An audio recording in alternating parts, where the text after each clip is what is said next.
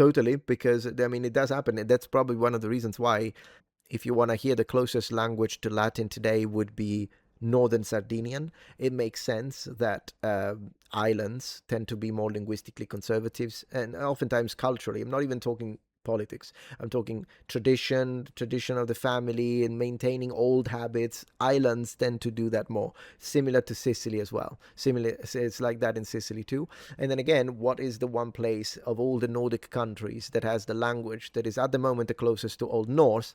Iceland. So it's the isolation that maintains and enhances, fosters preservation. It's just one of those things.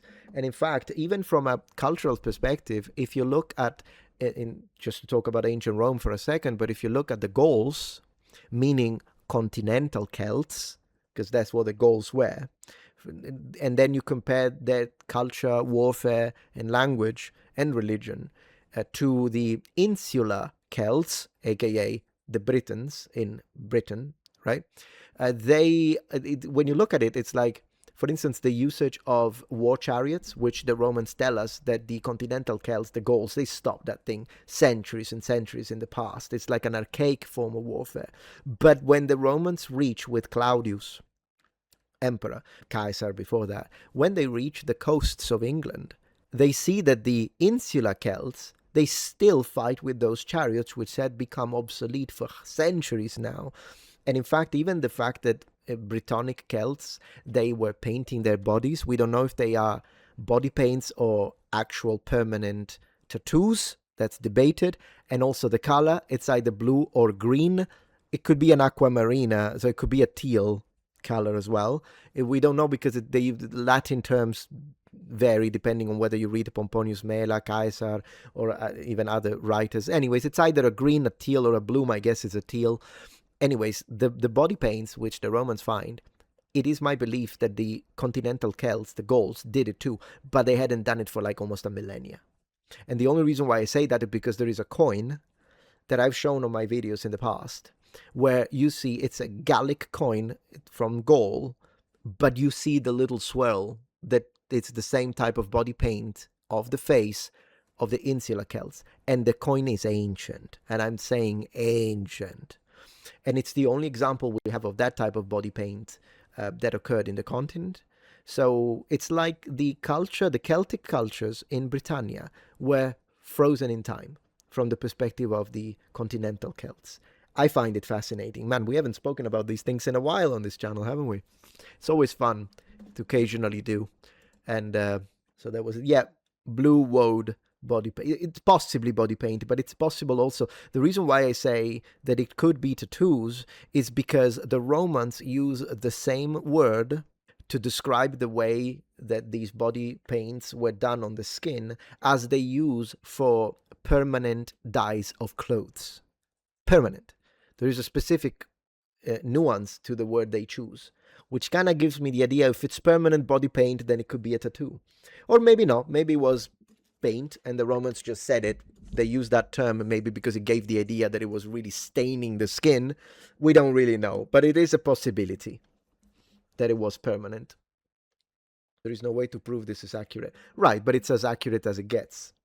Do remember that when we have reconstructed pronunciations, for instance, Latin, classical Latin, it's most likely right.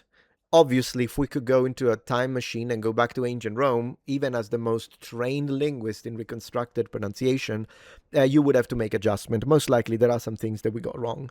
So it's possible that like, if I were to go to ancient Rome and I'm starting to speak with a Roman, and then they pronounce things in a way, and I'm like, oh wow, so the O is actually closed, not open. Like, of course, that could happen. It's difficult, particularly for quality of vowels. But length, because it was phonemic in Latin, we know for a fact that there is a distinction between long and short vowels, and we can replicate that accurately. Because it was phonemic. Phonemic means that it changes the meaning of the word, whether or not you lengthen or shorten the vowel.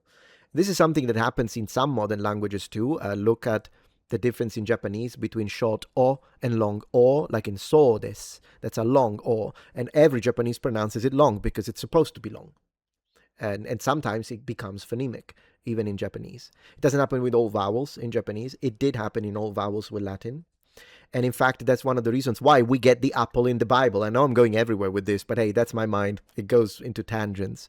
But the only reason why the English and any modern language version of the Bible tells us that Adam and Eve ate from an apple is because of the Latin translation. Because in the original text, it does not say apple, it just says a fruit. We know it's a fruit, most likely round, and that's it. It could be a date, it could be an orange, it could be an apple, or it could be something that we haven't got a clue what it was. It could be an ancient species of fruit that does not exist anymore. We don't know. There is no apple in the Bible. There is a fruit. And the reason why we say apple is because in Latin, due to phonemic vowel length distinction, they could make a play on words, because malus and malus mean apple and evil.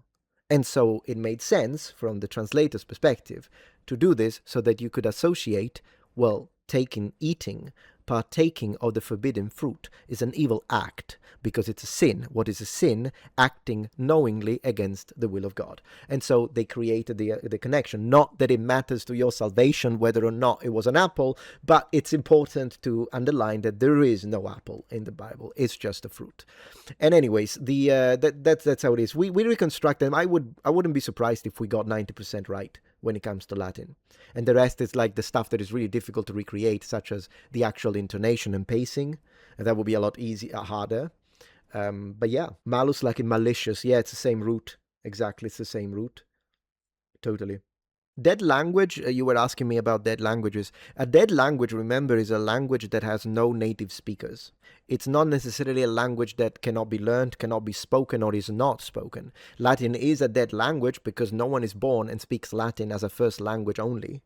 However, there are at least 20,000 fluent speakers of Latin in the world that speak it just like you and I speak English. I unfortunately am not one of those, but Luke Ranieri from Polymathy is one of those people that can totally have a conversation in Latin easily. And so, yes, it's still a dead language, but oftentimes people think that a dead language is something that no one speaks anymore, and that's incorrect. A dead language is only a dead language because no one is born with it anymore, which means a dead language can be resurrected. If we had a town where they only speak Latin and the children learn Latin, Latin would be resurrected and would be a modern, maybe not a modern, but it would be a living language again. Catholic priest, ecclesiastical Latin. Yeah, Catholic priests usually use ecclesiastical Latin. That doesn't resurrect the language, though, because it's not their first language. But yeah, there are plenty of Catholic priests that can speak ecclesiastical. And I think schools should teach local dead languages. I mean, we do in Italy. You learn Latin at school, and ancient Greek, in fact. The way they teach it is pretty bad, though, because they don't teach you to speak it. They teach you to translate it, which is a waste of time. Personally, I mean, it's not a waste of time because you can appreciate the classics, I guess, but it is a waste of time from a linguistic perspective because no one has ever learned to speak a language by translating it. I can tell you that much. No one has ever done that. But yeah, and in Greece, of course, they study ancient Greek. I don't know if in India, the part of the curriculum is to study Sanskrit. I wonder. So yeah, I think they should do that with all Celtic languages, for instance. 100%. It's part of the heritage of the people. They should do it. Should bring it all back. Bring it back. That's what I say. Bring it back. If you're enjoying this video so far, please take a moment to check out my Patreon page. With as little as a $5 support, you can help us ensure that we can continue to produce high quality and high researched content. And at the same time, you get access to polls, extra videos, unlisted streams, and much more. Thank you so much.